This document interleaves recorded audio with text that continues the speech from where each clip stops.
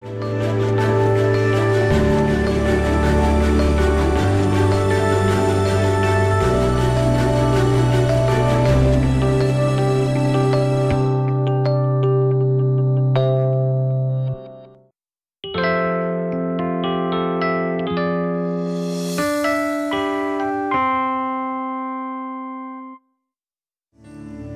사랑이, 주님의 사랑이 당신을 통해 온 세상 가운데 전해지기를. 주님은 나무, 당신은 가지, 사랑의 열매 맺기 축복. 오늘 이 고백 다시 한번 올려드릴까요? 주님의 사랑이, 주님의 사랑이 당신을 통해 온 세상 가운데 전해지기. 아멘. 주님은 나무, 당신은 가지, 사랑의 열매매. 오늘 이 시간 우리 가운데 주님의 축복이 가득하기를 소망하며 찬양할까요? 주님의 축복이, 주님의 축복이 당신을 통해 온 열방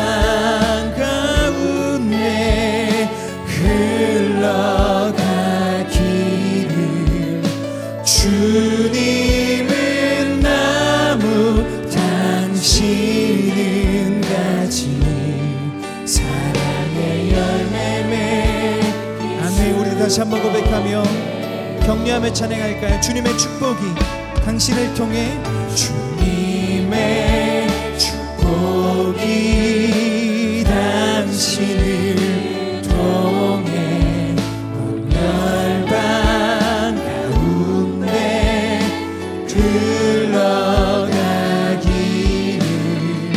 주님은 나무, 당신은 가지, 사랑의 열매. 조금 부끄럽지만 우리 옆에 사람을 축복하면서 주님의 축복이 당신을 통해 흘러가기를 원합니다. 축복합시다. 주님의 축복이 당신을 온 열방 가운데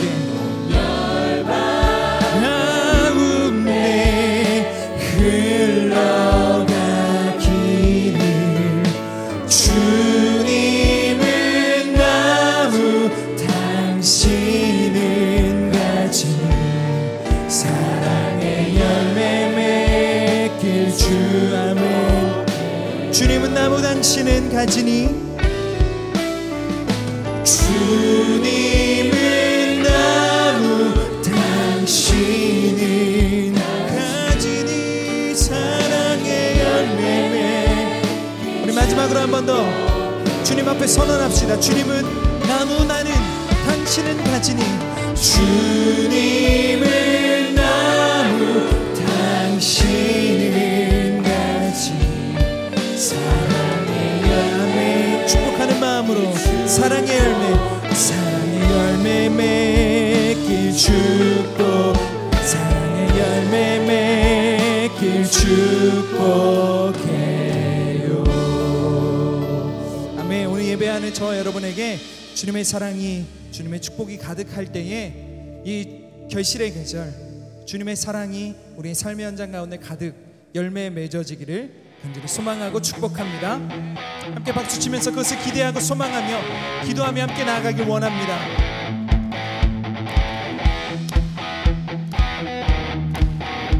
우리 함께 기대하며 찬양할까요? 우리는 기대하고 기도하며 기다리네. 주께서 이 땅 고치실 것을. 아멘. 그렇습니다. 우리는 기대하고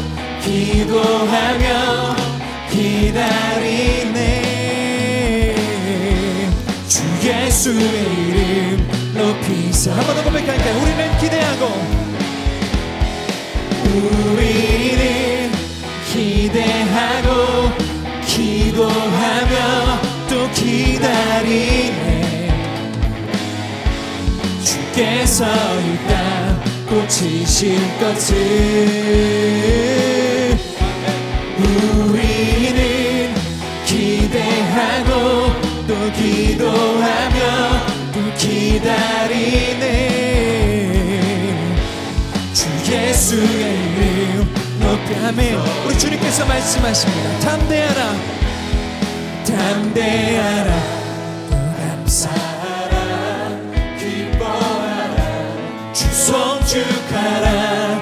만유보다 크신 하나님 그 약속 능히 지키시리라. 그 약속 능히 지키시리라. 아멘. 우리는 기대하고 또 기도하며 기다리네. 주께서 이 땅 고치실 것을. 우리는 기대하고 기도하며 기다리네. 예수 이름. 아멘. 이번에 우리의 마음 가운데 선언합시다. 담대하라, 담대하라, 감사하라, 기뻐하라, 송축하라. 만유보다 크신 하나님 그 약속 능히 지키시리. 아멘. 그 약속 능히 지키시리라. 우리는 기대하고 기도하며 기다리네. 주께서 이 땅 고치실 것을. 아멘. 기대하며 소망합니다. 우리는 기대하고 기도하며 또 기다리네. 주 예수 이름 높이 서리라. 아멘. 주 예수 이름 높이 서리라. 주 예수 이름 높이 서리라. 아멘. 고백합시다. 주 예수 이름, 주 예수의 이름 높이 서리라. 아멘. 우리를 통해서 영광 받으실 주님 앞에 감사와 찬양의 박수 올려드립시다. 아멘. 모든 시선을 주님께 드리고 살아계신 하나님을 느낄 때 내 삶은 주의 역사가 되고 하나님이 일하기 시작하네. 모든 시선을 주님께 드리고 살아계신 하나님을 느낄 때 세상은 주의 역사가 되고 하나님이 일하기 시작하네. 함께 고백하며 찬양할까요? 내게로부터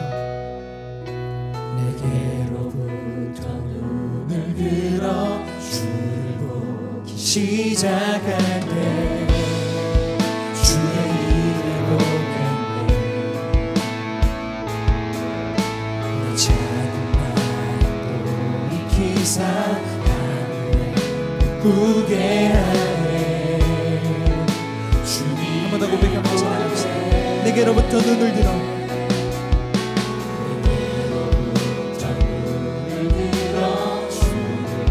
시작할 때 주의 일을 보겠네. 주님 우리로 보게 하십시오. 내 작은 마음도 익히사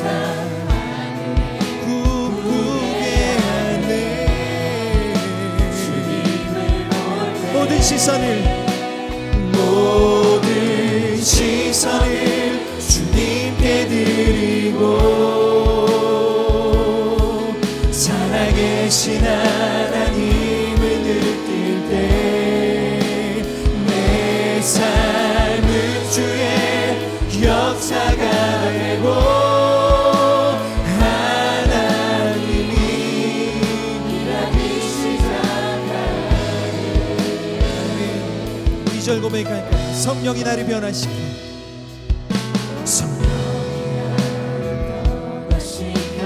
모든 두려움 사라질 때 주의 일을 보겠네.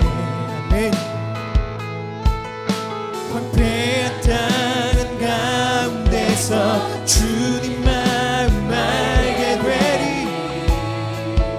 주님 아멘.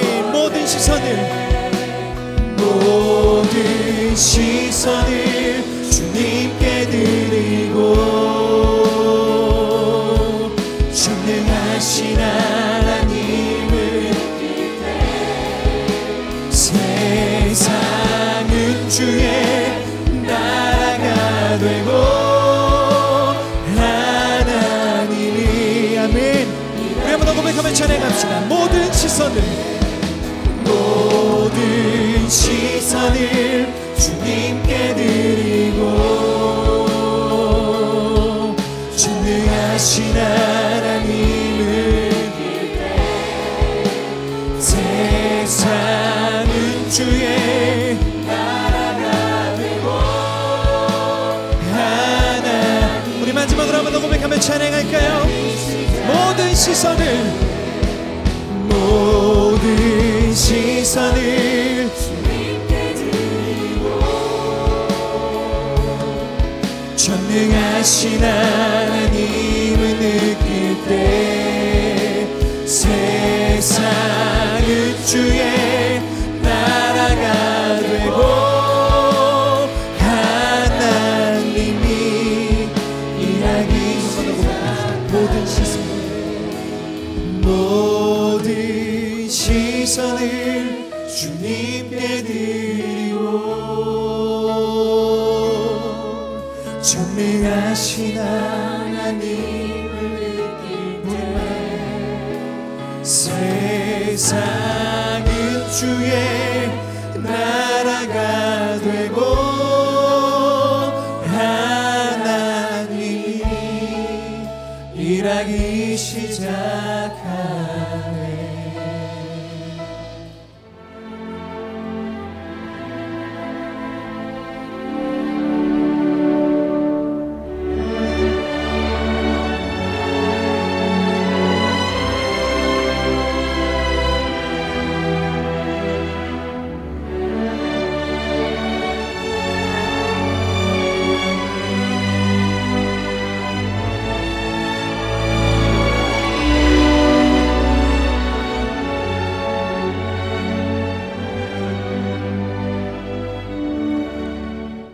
사람이 이렇게 연약한 거는 어쩔 수 없는 것 같아요. 지난주부터 제가 변화산 계속 인도하고 3부까지 설교를 했는데 제 목 상태가 이렇게 소리를 잘 낼 수 없는 상태라 저도 같이 예배를 드리며 설교를 들으려고 합니다.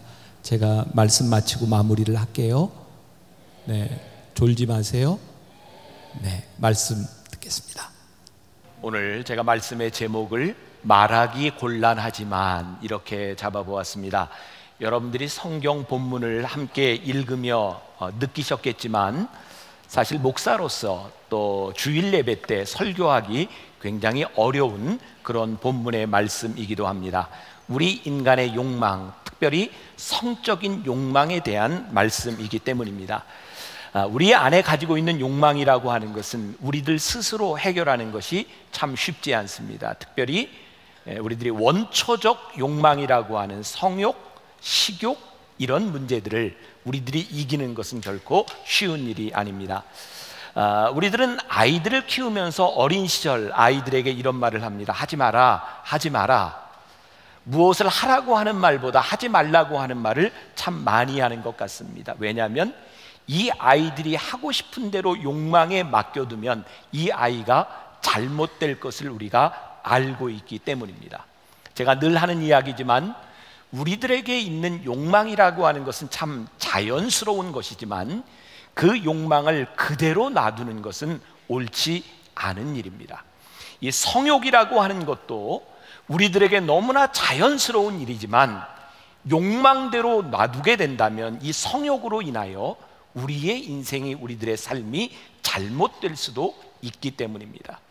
요 며칠 참 목사로서 부끄럽고 우리 교인들로서 부끄러운 그런 또 뉴스를 하나 접하게 되어서, 어딘지 모르지만 성남의 모 교회 목사님이래요. 이미 60대 후반이 된 분인데 아이들을 영어를 가르친다고 하는 명목으로 아이들을 가르치다가 아이들을 성추행했다는 기사가 방송을 통해 나오는 걸 보면서 너무너무 부끄러운 일이기도 하지만, 하나님이 욕망에 대한 문제, 이 성적인 욕망에 대한 문제를 우리들이 어떻게 이길 수 있겠습니까? 제가 여러분들에게 종종 이야기하는 것 중에, 설교하는 제가 아직 성적인 죄를 짓지 않은 것, 아니 하나님 앞에서가 아니라 세상의 기준에서 짓지 않은 것으로 만족할 수 있는 것이 아니라 언제든지 그런 욕망의 가능성에 있다고 하는 것 때문에 저나 여러분들 모두가 참 두려운 마음으로 우리들이 이 세상을 살아가야 되지 않을까. 더욱이 요즘은 이 성욕을 종교라고 하는 이름으로, 또 교회라고 하는 이름으로 착취하거나 잘못하는 사람들을 바라보며, 하나님이 이 교회와 잘못된 이 욕망들을 바라보며 얼마나 무섭게 우리를 추궁하실까라고 하는 두려움 가운데 우리들이 오늘 이 말씀을 대하게 되는 것 같아요. 제가 강단에서 설교하기 제일 힘든 문제가 두 가지인 것 같습니다. 하나는 성적인 문제, 또 하나는 돈에 대한 문제입니다. 일단 이 이야기를 하면 마음을 닫는 사람이 참 많은 것 같습니다. 생각해 보았어요. 왜 어려울까? 가만히 생각해 보니까 돈과 성적인 욕망에 대한 문제는 우리와 직접적으로 연결되어 있는 것이기 때문인 것 같아요. 때로 추상적인 것이나 우리들과 관계없는 것은 우리들이 쉽게 말할 수 있지만, 우리와 밀접하게 관계된 이런 부분들을 우리들이 건드린다고 하는 것이 얼마나 어려운 일인가. 오늘 사도 바울은 오늘 고린도전서 7장에서 이 성욕에 대한 문제와 결혼에 대한 문제를 같이 연결해서 풀어가고 있습니다. 이런 성적인 문제를 이야기할 때 이 사도 바울이 살고 있던 이 세상은 임박한 종말에 대한 생각을 가지고 있었어요. 세상이 끝이 난다고 생각하면 대개 둘 중에 하나로 갑니다. 하나는 완전히 세상을 포기하고 문란한 쾌락주의로 흐르든지, 아니면 세상의 마지막을 바라보며 금욕하든지. 근데 사도 바울은 이 두 가지가 다 옳지 않다고 이야기합니다. 오늘 본문 말씀 중 3절과 4절 말씀을 제가 봉독합니다. 남편은 그 아내에 대한 의무를 다하고 아내도 그 남편에게 그렇게 할지라. 아내는 자기 몸을 주장하지 못하고 오직 그 남편이 하며, 남편도 그와 같이 자기 몸을 주장하지 못하고 오직 그 아내가 하나니. 이 결혼이라고 하는 것을 사도 바울이 의무의 관점에서 보고 있습니다. 만일 여러분들에게 이 의무라고 하는 말이 조금 거북하다면, 결혼이라고 하는 것은 일방적인 것의 문제가 아니라 서로에게 동반자적인 관계, 이렇게 해석해도 좋을 것 같습니다.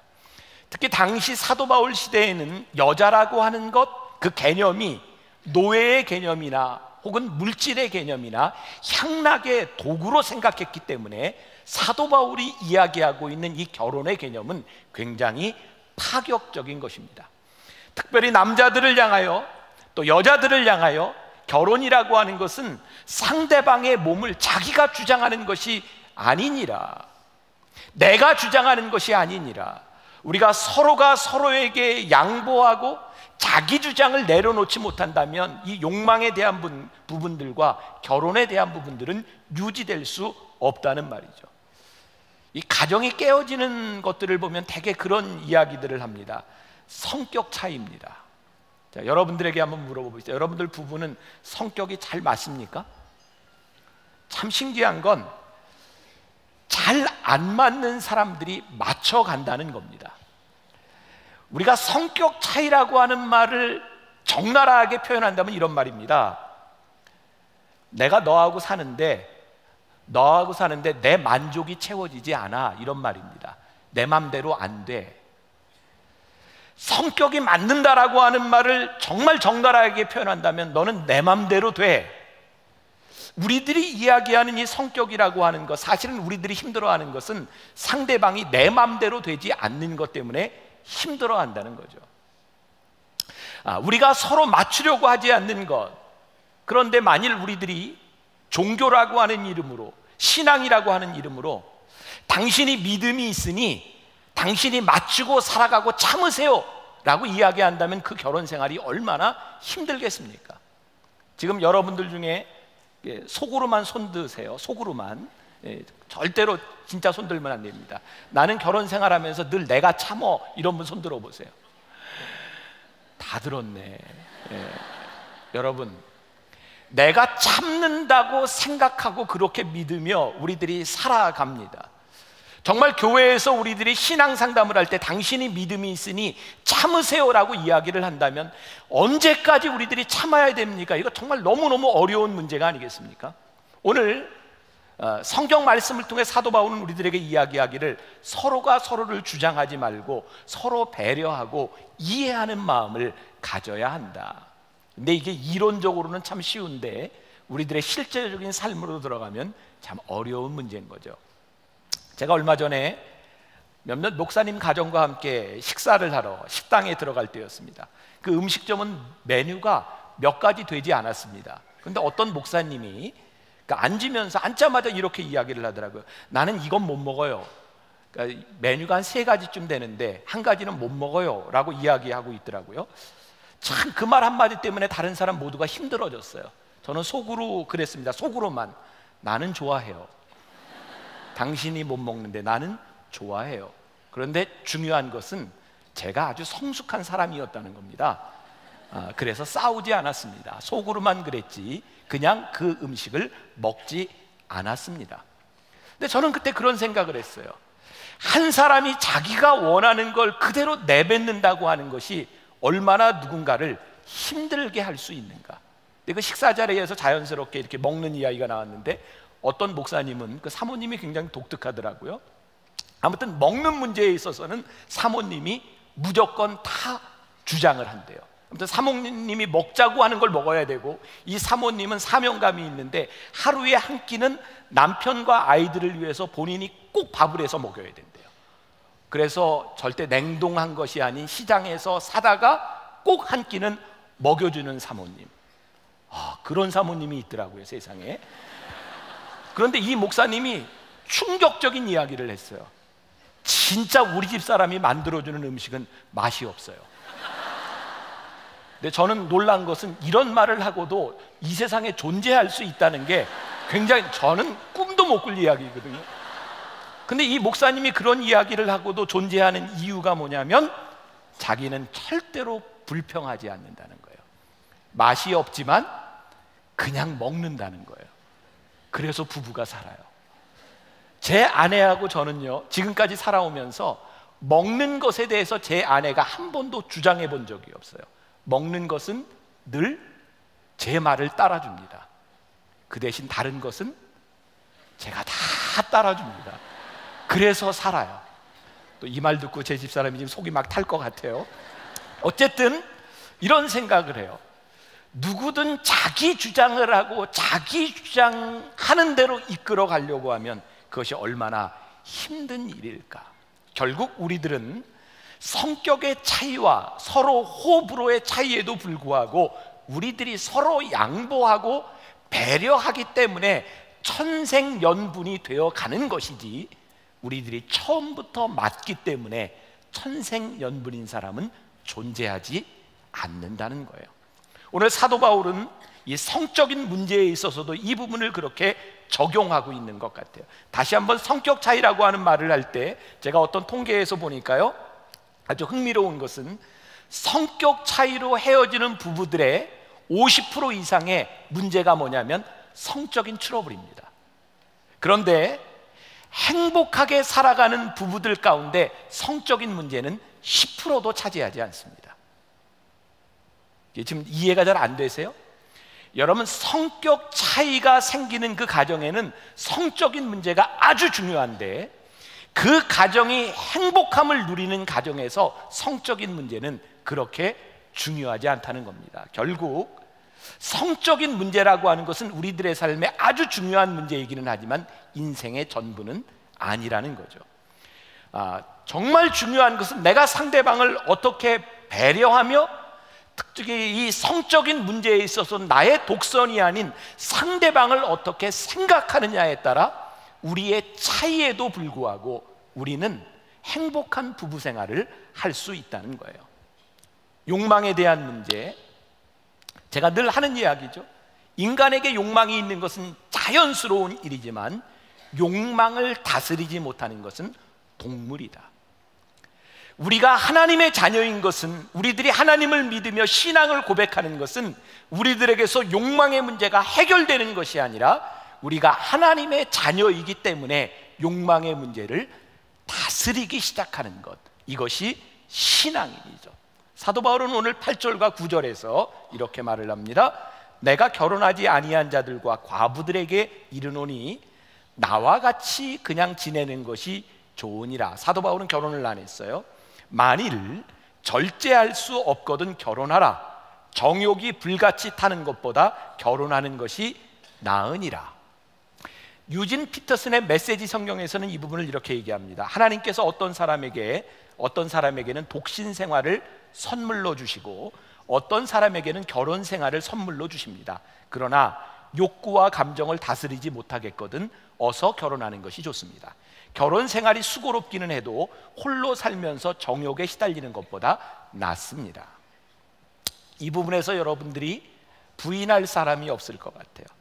우리의 정욕에 대한 문제, 우리들이 스스로 다스릴 수 없는 이 문제들에 대하여 결혼은 우리들에게 굉장히 중요한 부분이기도 합니다. 사도 바울이 이렇게 이야기합니다. 그래, 너희들이 믿음을 지키기 위해서, 사역을 감당하기 위해서 결혼하지 않고 사는 거 좋다.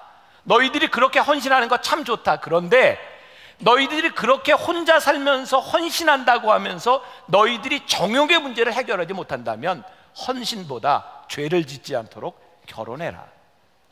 우리들에게 있는 약함에 대한 문제를 사도 바울은 가리려고 하지 않습니다. 저는 오늘 우리 신앙인들에게 정말 중요한 문제가 있는데, 우리들의 약함과 우리의 정욕에 대한 문제, 우리들이 이기지 못하는 것들을 하나님 앞에서 자꾸 가리려고 하기 때문에 죄악들이 뒤에서 생겨지는 것 같아요.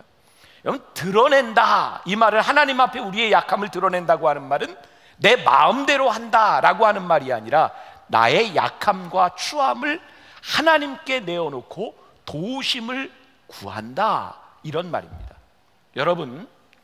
여러분들이 돈에 대한 문제뿐만 아니라 이 성적인 문제에 있어서도 우리들이 주의할 것이 있는데, 아무도 자기 자신을 자신하지 말라는 거예요.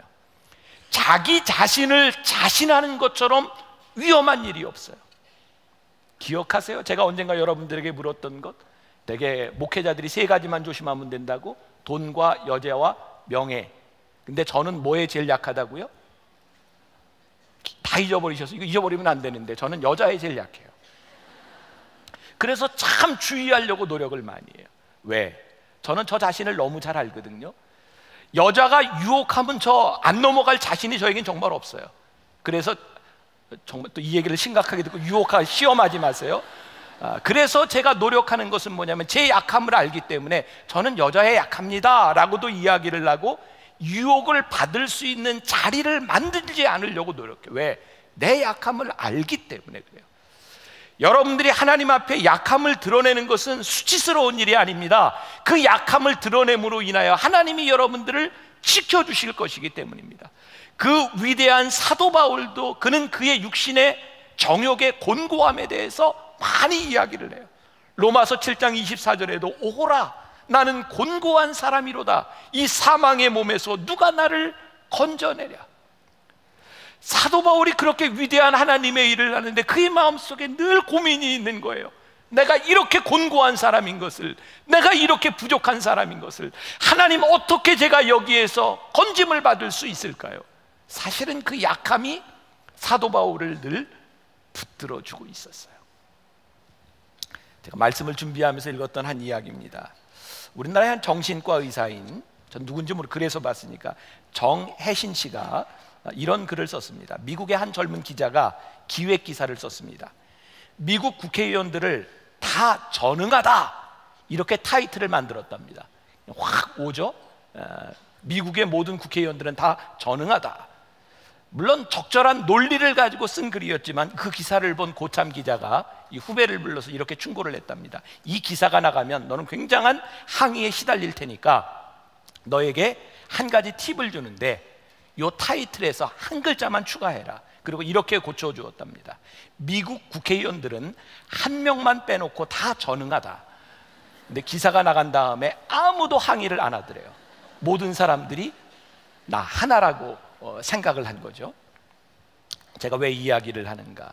사람들은요, 스스로 자기는 아니라고 생각한다는 거예요. 우리들에게 정말 위험한 것이 무엇이냐면, 나는 그렇지 않다고 생각하는 거예요.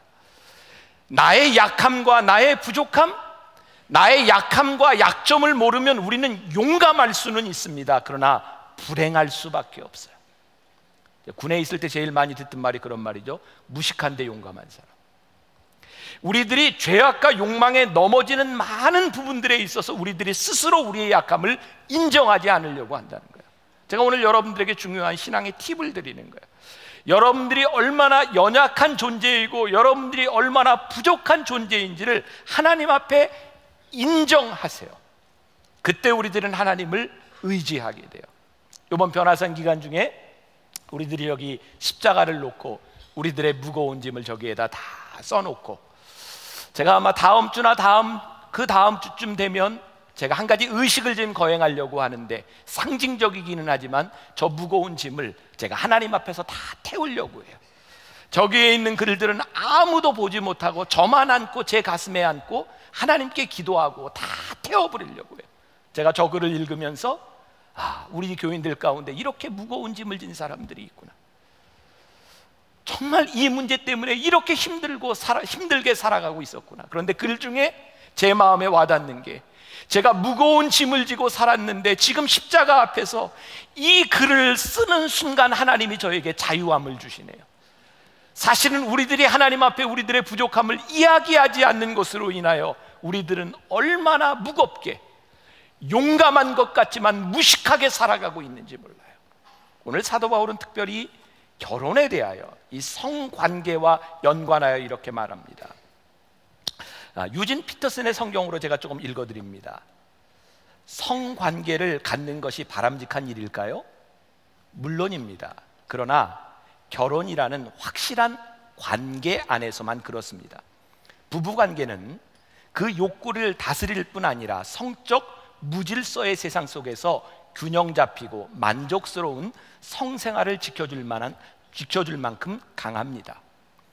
부부의 잠자리는 서로를 위한 자리가 되어야 합니다. 남편은 아내를 만족시키기 위해 힘쓰고 아내도 남편을 만족시키기 위해 힘써야 합니다.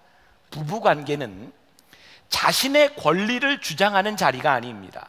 부부관계는 침대 안에서든 침대 밖에서든 상대방을 섬기겠다는 결단입니다. 성관계의 절제는 부부가 기도나 금식에 전념하기 위해 서로가 동의하는 한에서만 일정 기간 허용할 수 있습니다. 제가 아주 중요한 문장을 여러분들에게 이렇게 알려드립니다. 제가 설교 준비를 하면서 이렇게 썼어요. 여러분이 부부관계에 대한 기대를 접는 순간 사탄은 교묘하게 여러분들을 유혹합니다. 여러분, 부부관계가 너무너무 중요한 것은 여러분들에게 아주 건강한, 여러분들의 신앙적인, 여러분들의 부부관계와 성적인 생활이 여러분들을 붙잡아주기 때문입니다. 제가 처음에 그런 얘기해서 이 설교 제가 하기 참 힘들다고, 표현하는 것도 힘들고, 그런데 이것이 우리들의 실제적인 문제가 아니겠습니까? 담임 목사인 저에게 있어서는 이건 너무너무 실제적인 문제입니다. 저에게 욕망에 대한 문제들이 해결되지 않는다면, 제 안에 있는 불평에 대한 문제들이 점점 증폭된다면 사람이라고 하는 것은 그 한계를 벗어날 수밖에 없는 것이 아니겠습니까? 우리가 중요한 것은 사도 바울이 이야기한 것처럼 성적인 문제를 즐김과 만족의 차원에서 보는 데 문제가 있어요. 여러분, 우리들의 성적인 문제는, 욕망에 대한 문제는 하나님께서 우리들에게 주신 즐거움과 기쁨의 문제이기도 하지만 우리의 의무와 우리의 사명에 대한 문제를 같이 하고 있다는 거예요. 여러분들이 잘 아는 청소년 그 성에 대한 이야기를 잘하는 그 여자 있죠? 예, 제가 이름을 이야기하지 않겠습니다. 여러분들이 얘기했어요. 그분이 청소년의 아름다운 성을 이야기하면서 이런 말을 합니다. 성은 즐겨야 하는 겁니다. 만족해야 하는 겁니다. 그러니까 아이들에게 자꾸 숨기려고 하지 말고 즐기도록 가르치십시오. 여러분, 이것이 아주 나쁜 잘못된 말은 아닌 것 같지만 성적인 것을 즐김과 만족으로 보는 것은 문제가 있습니다. 저는 이 시대를 바라보며, 이 성적으로 타락한 시대를 바라보며 너무너무 무서운 것은 모든 사람들이 성적으로 만족과 즐김과 기쁨으로 보기 시작한다면 하나님께서 창조하신 우리의 질서들이 어떻게 파괴될지 몰라요. 성경은 우리들에게 이야기합니다. 그래, 너희들에게 주신 것을 너희들이 즐기고 만족해야 되지만 너희들에게 룰이 있다. 너희들에게 만들어주신 가정 안에서 너희들이 주신 욕망을 다스릴 때에 하나님께서 그 가정과 너희들의 기쁨을 축복하는 것이지, 이것을 벗어나면 그것은 재앙이라고 말씀하고 있어요. 오늘 5절 말씀에도 서로 분방하지 말라, 이게 단순히 방 따로 쓰지 말라 이런 말이 아닌 것 아시겠죠? 다만 기도할 틈을 얻기 위하여 합의상 얼마 동안을 하되 다시 합하라. 우리들이 신앙이 있는 사람들의 오류들이 있습니다. 내가 기도한다고 하는 명목으로, 내가 신앙생활을 열심히 한다고 하는 그런 명목으로 남편과 아내가 서로에게 성적인 의무, 성적인 해야 될 일들을 감당하지 못하는 거 하나님이 원치 않으신다 이 말이에요. 우리들이 만약 이 문제에 대해서 내가 신앙적으로 해야 될 일이 있다면 서로 이야기하고 합의하라. 상대방을 배려하지 않는 신앙은 독선적이 될 수 있다는 거예요. 우리들이 잘 생각해야 될 부분이기도 하죠. 여러분, 성적인 부분이라고 하는 것은 우리들의 체형과 우리들의 삶과 성격이 틀리듯이 모든 사람들에게 동일한 것이 적용되지 않습니다.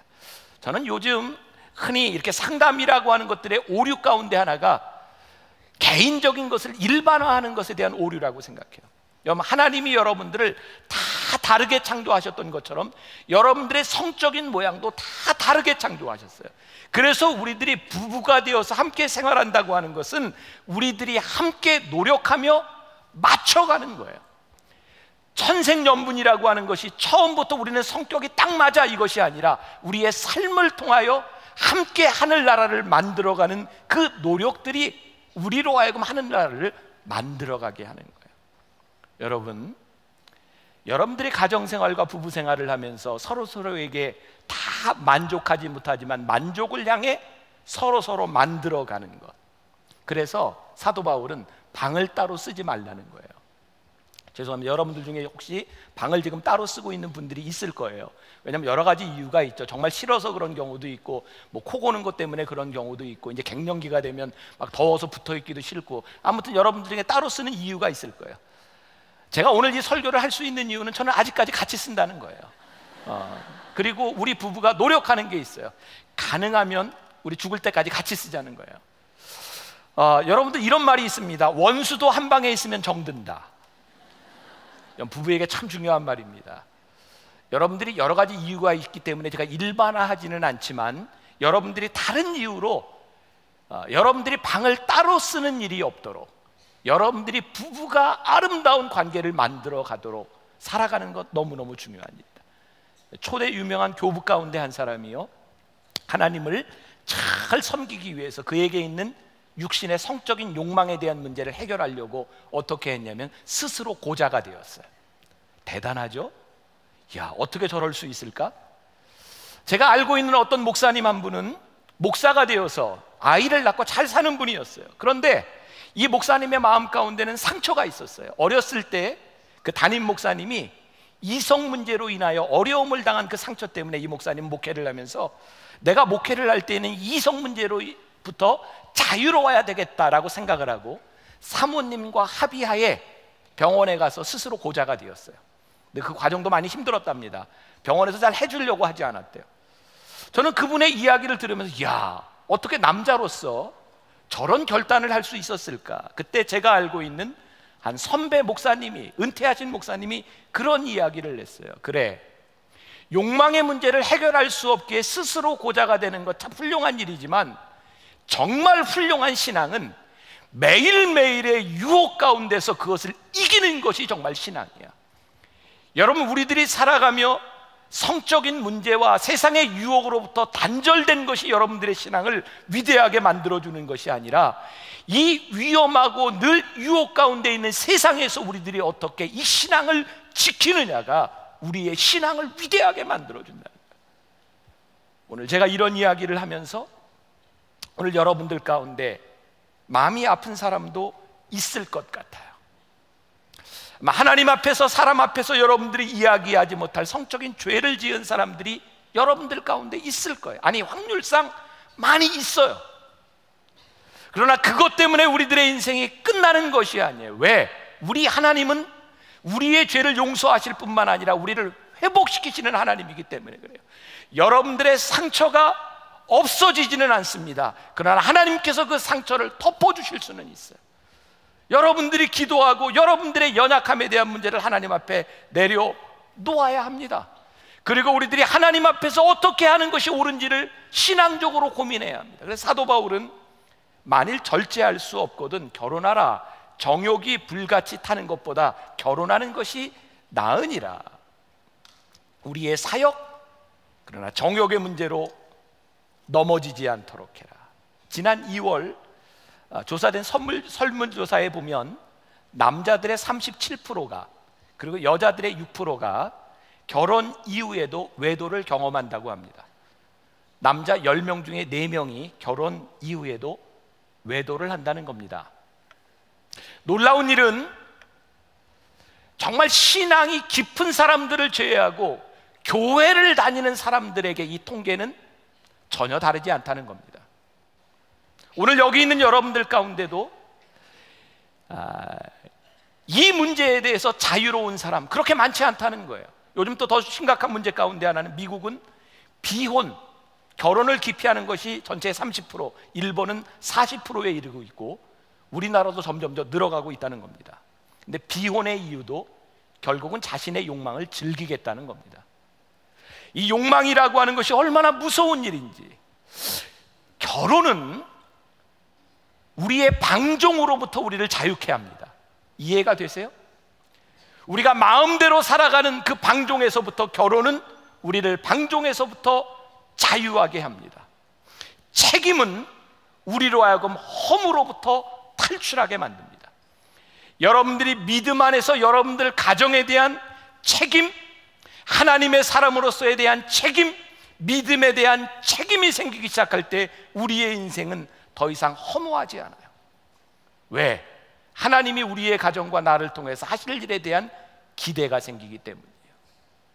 오늘 제가 여러분들에게 믿음으로 부탁드립니다. 저는요 BTD 영성훈련을 하면서 제 마음속에 정말 좋았던 찬양들이 많지만 어느 날 저에게 떠올랐던 찬양이었어요. 감사해요 깨닫지 못했었는데 내가 얼마나 소중한 존재라는 걸 태초부터 지금까지 하나님의 사랑은 항상 날 향하고 있었다는 걸 고마워요 그 사랑을 가르쳐준 당신께. 이 찬양하다가요 참 많이 울었었어요. 감사해요 깨닫지 못했었는데 고마워요 그 사랑을 가르쳐준 당신께. 우리들에게 믿음이 들어오는 순간 나와 같이 있는 사람이 이렇게 소중한 사람이구나. 제가 제 아내가 저 뒤에 있기 때문에 참 말하기 민망한데 제가 진짜 고마운 게 많아요. 인수가 사랑해? 참 고마운 게 많아요. 같이 살아온 시간들이 여기까지 온 것이 참 고맙구나. 저하고 안 맞는 거 되게 많아요. 성격도 저 사람은 불 같아요.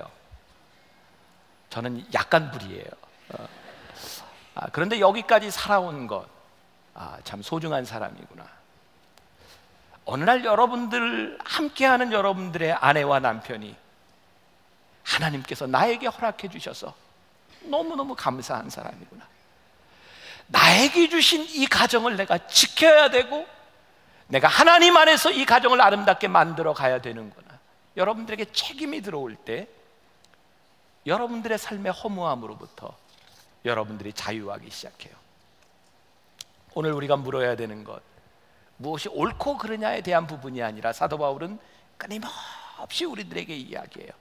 하나님 나라를 위하여, 너희의 가정을 위하여 무엇이 유익하냐. 여러분들의 옳음을 증명하는 것이 부부 생활이 아니에요. 당신이 옳습니다 그릅니다를 가지고 싸우는 것이 부부 생활이 아니에요. 우리의 가정을 위하여, 하나님의 나라를 위하여 무엇이 유익한가. 우리가 죄에 빠지는 이유, 우리들이 단호하지 못하기 때문이에요. 어떤 책에 보니까 정말 멋진 표현을 했더라고요. 우리가 죄에 빠지는 이유, 단호하지 못하고 죄에 대하여 묵상하기 때문이다. 그러고 보니까 많은 사람들이 그런 것 같아요. 예를 들면 쉬운 예로, 내가 회식 자리를 가서 회사에서 1차, 2차, 3차 강도가 다 틀리겠죠. 근데 많은 사람들이 묵상하는 거죠. 결단하는 게 아니라 내가 1차를 가고 2차를 갈까 말까, 이게 가는 게 옳은가 만가, 하나님이 원하실까 안 하실까, 계속 묵상해요. 묵상하며 따라가는 거죠. 사실은 옳고 그름에 대한 문제와 우리 신앙에 대한 문제는 묵상에 대한 문제가 아니라 결단에 대한 문제입니다. 오늘 하나님께서 여러분들에게 요구하시는 결단이 있습니다. 묵상이 있는가 하면 결단이 있습니다. 우리 하나님은 여러분들을 회복시킬 수 있는 분이십니다. 여러분들의 가정을 회복시킬 수 있는 분이십니다. 우리가 죄를 지었다 할지라도, 우리들이 하나님 앞에 고개를 들 수 없는 일을 했다 할지라도 우리를 회복시키시는 하나님을 우리들이 믿고 의지하기 때문에 우리들이 여기 하나님 앞에 와서 우리들이 기도하며 예배하는 것이에요.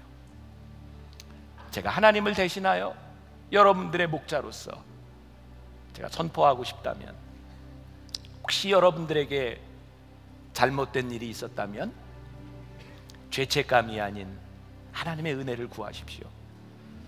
더 이상 우리들이 무거운 죄책 가운데 시달리는 것이 아니라 우리를 회복시키시는 하나님을 바라보며 하나님 앞으로 살아가는 내 인생 가운데 내 연약함을 하나님 붙잡아 주셔서 내 욕망과 내 거짓과 잘못으로부터 승리하는 삶을 살게 하여 주옵소서. 미래가 여러분들을 붙잡아 주실 것입니다.